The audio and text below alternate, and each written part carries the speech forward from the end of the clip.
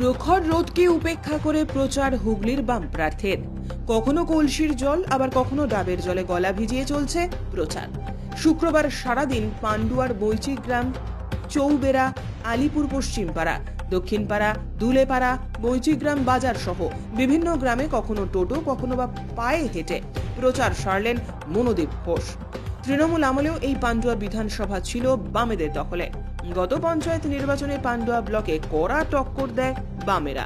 3টি পঞ্চায়েত দখল করে তারা। এদিন বাটিকা বৈচিগ্রাম পঞ্চায়েতের বিভিন্ন গ্রাম ঘোরেন বাম প্রার্থী। তিনি বলেন, প্রচারে ইতিবাচক সাড়া পাওয়া যাচ্ছে। গত পঞ্চায়েত নির্বাচনের ফলাফল থেকে আমরা দেখতে পেয়েছি যে লুটপাটের পরেও পান্ডুয়াতে আমরা পঞ্চায়েত পরিচালনা করছি। ফলে যে ভোট আমাদের সরে গিয়েছিল, গরিব প্রান্তিক মানুষের সেই ভোট আবার ফিরছে। প্রচন্ড দাবদাহকে উপেক্ষা করে আমাদের কর্মী এবং সাধারণ মানুষ ভালোবেসে ঘর থেকে বেরিয়ে আসছেন। প্রচারে সারা খুবই ভালো, ইতিবাচক, মানুষ মুখ খুলছে, মানুষ কথা বলছে। আর আমাদের কর্মীরাও এই প্রচণ্ড গরমের মধ্যে এই দাবদাহকে উপেক্ষা করে উৎসাহ নিয়ে তারা কর্মসূচিতে থাকছে।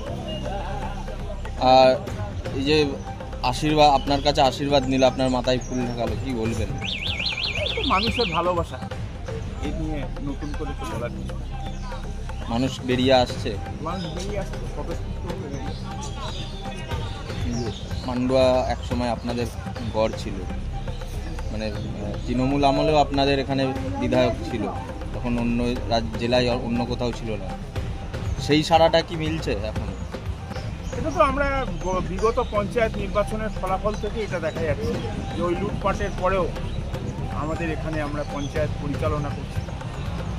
ফলে স্বাভাবিকভাবেই ভোট যেটা আমাদের কাছ থেকে সরে গেছিল, বিশেষ করে গরিব প্রান্তিক মানুষের ভোট, সেই ভোটটা ফিরে আসে।